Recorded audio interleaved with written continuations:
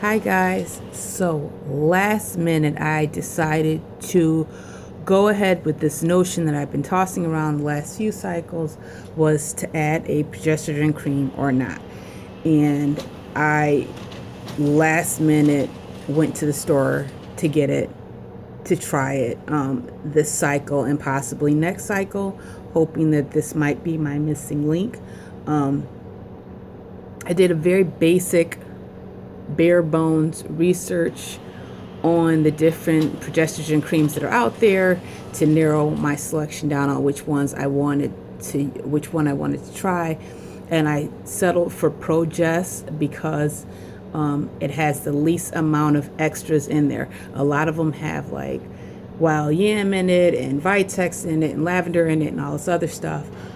But my theory or my thinking is that if the progesterone cream is my missing link and I have to continue using it throughout my first and possibly second trimester, how detrimental to the baby will all these extra things be? So I decided to stick with the bare bones ones, nothing that was scented or anything else like that, and decided to use Progest by Amirta. I will link the video down on Rodriguez, I forgot her first name, who gives a pretty good explanation or example on how to use this to get pregnant. And then there was another one, another video of another woman that I watched. Yes, I watched 2 videos and I'm an expert. No, I've been doing research on and off. The only reason why I haven't done the progesterone cream before was because I didn't necessarily think that I needed it. And I was really worried about it potentially screwing up my cycle the next month, which has been known to happen. But it's been known to happen to Vitex and Maca and Dawn Q and all that other stuff could potentially screw up your cycle for next month. So it's kind of a risk on any new supplement that you're doing, anything you're trying. It's the risk on it backfiring. I decided last minute I'm willing to go for it. I'm willing to jump in there, see what happens. It's only a missed cycle. If I don't like it, I'm going to stop. So when I tried this before years ago, I just started on a random day and was using it twice a day throughout my cycle.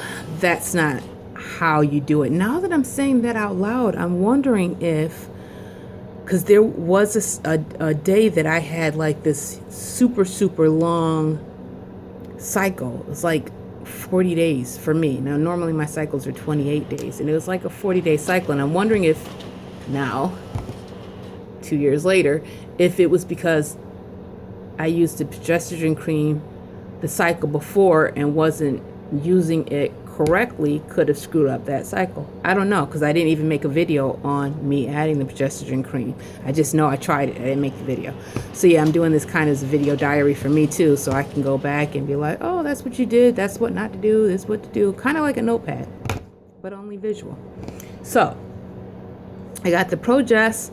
I will leave where I got it, Amazon, eBay. I'm pretty sure even like a Wegmans or a grocery store will even have it.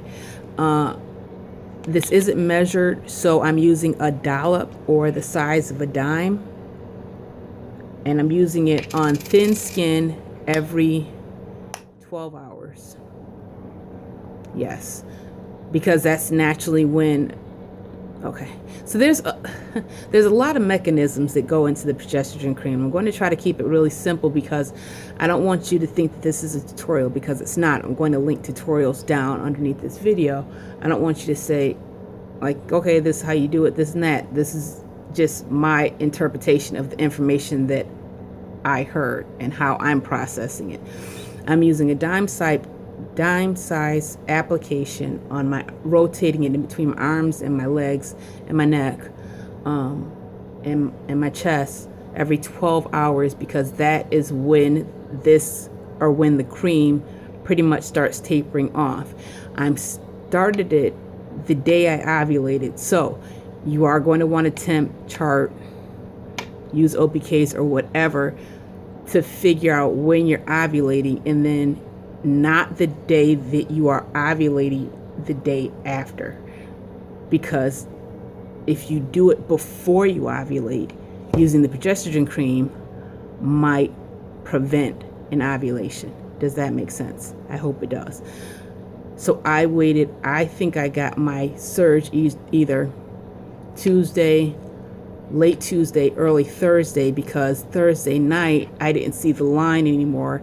I decided to play it safe and wait till Friday, and then the test was completely clear on Friday.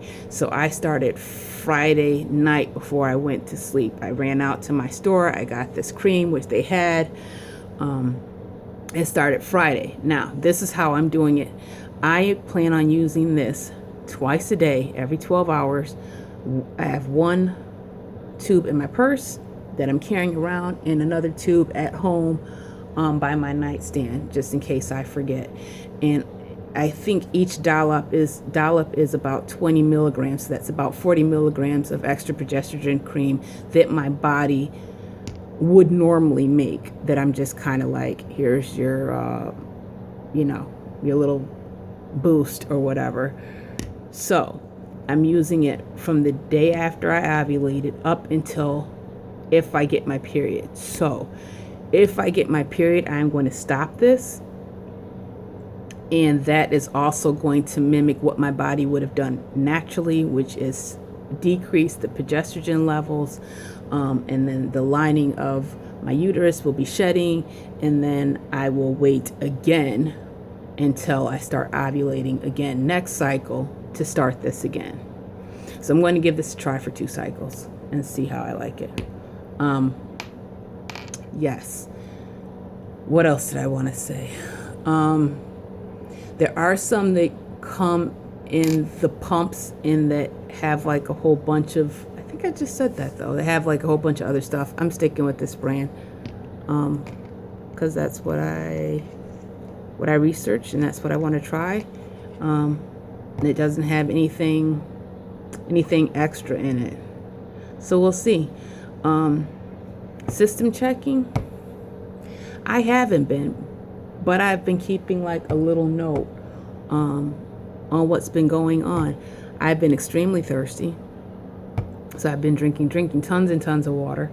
I was feeling slightly crampy yesterday, like really sharp pains, and I checked to see if it might be, knock on wood, implantation bleeding or something that would be like a positive sign, but there wasn't any, so who knows what's going on there. Achy boobs, but then again, that can come from the weather. It could be the cream, it could be the Vitex.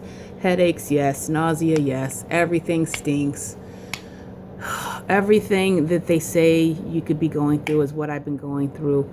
But it could be a host of any of the supplements that I'm taking. So I'm not writing it down. I'm not feeding into it. I'm not allowing myself to daydream or feel like ultra sensitive with any particular one of these symptoms, because it could be anything that I'm doing that's just causing my body to do what it's doing. And that's pretty much it.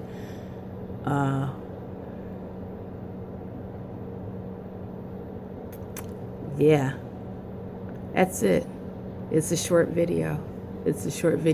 I went to go get my hair done today, so I was extremely tired, and had like a little follow-up chit chat with my hairdresser, who I haven't seen in like about 3 years, because I normally do my hair myself, so I don't have to become salon dependent. And I'm kind of one of those DIY people, like do it yourselfers, but I felt the need to get my hair done and treat myself. So I pulled out a credit card and I charged my hairstylist, not charged my hairstylist, but charged the hairstyle on my credit card.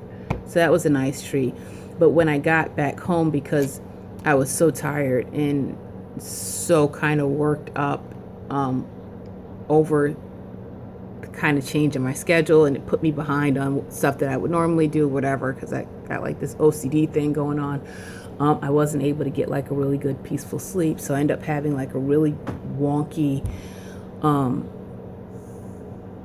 really disturbing dream, and that made my night kind of even worse. Actually, it wasn't even a full night because I only got to sleep for 3 hours before I had to come back to work. But because I couldn't find a safe place or a happy place before I went to sleep, I had a really bad dream that I was pregnant, and I ended up having a miscarriage.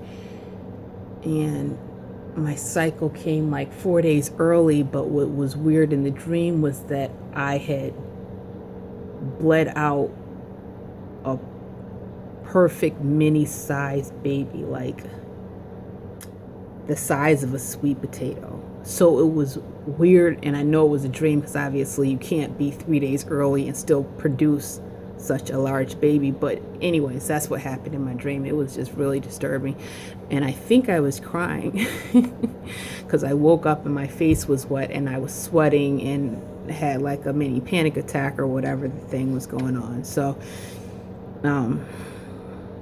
it was unsettling. So what I've always tried to do before I go to sleep was always to find a happy place, listen to happy music, like either jazz or instrumental or something that's going to let me have good dreams. And I don't want to say I have nightmares, but some of my dreams can be realistic and disturbing, and I think right now, because of that last kind of positive pregnancy test that kind of phased out, I've been preoccupied with miscarriages. So that's kind of where my dreams have been somehow subconsciously going to, is that I do find out that I'm pregnant and that I'm losing the baby. So that's not cool. But I find that lately I've been having them less when I either allow myself to daydream about having a live baby and the time of year that it's going to be, and visualizing a live birth. I won't have those dreams before I go to sleep, or if I snuggle with like a little onesie that I bought for good luck, I won't have those dreams. Or if I sleep with my son and I look at him and he's the last thing that I see before I go to sleep, I won't have those dreams. So yeah, I'm 40 years old and having bad dreams. Yes, nightmarish, not cool. So I don't know what it is. Well, I kind of know what it is, but that's what I'm doing to cope with it, and that's what I'm doing. I will link the 2 videos that I watched. Did you hear me? The 2 videos. I watched more than 2 videos, but the 2 main videos that I think helped me cement my idea into using the Progest cream, I will link them underneath this video. And I'm going to say it again: stay positive and keep trying, and I will see you guys later.